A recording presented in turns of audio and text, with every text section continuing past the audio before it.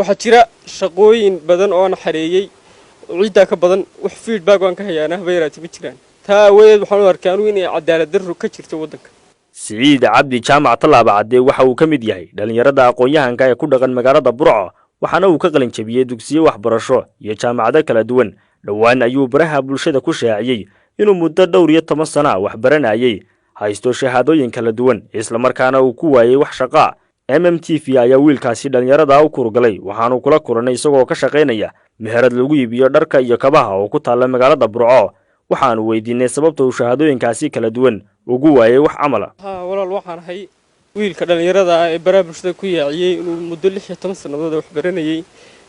wax amalana uu ku waayay oo khusaysa shahaadadiisa iyo waxaan soo bartay kana shaqeeya meel oo barafado ganacsiga markay xilligii iskuulka laga yimaado waqtiyadii jaamacaddu ilaa 7 sano nimaas ahayn dhowr faculty kala duwan waan galay sida ICT iyo nursing iyo adugu pharmacology hawlo badan marka xilligii aan dhameeyay qalinjabinteedii himiladeedii hayaankayga waxbarasho aan dhameeyay aan islahaa imka shaqo galaysaa meel kasta aan CV geeyay aan isliin bal imka waxa ay ka midha dhali hayaankii iyo higsigii himilada aad lahayd ka midha dhali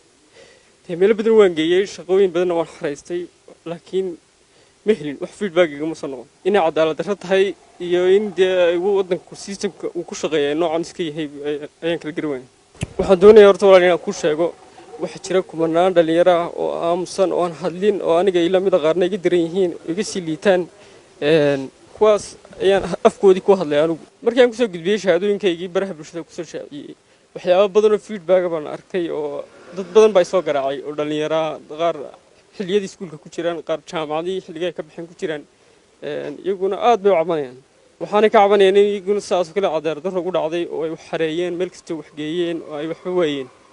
cid kasta waxa ugu baaqayaa mas'uuliyiin iyo xukuumad iyo wasiiro in dhalinyarada aqoon-yahanka hoos loo eego la ilaaliyo xuquuqdoodana kor loo qaado laguna tixgeliyo aqoonta ay barteen Maxamed Bushaawi wararka telefishinka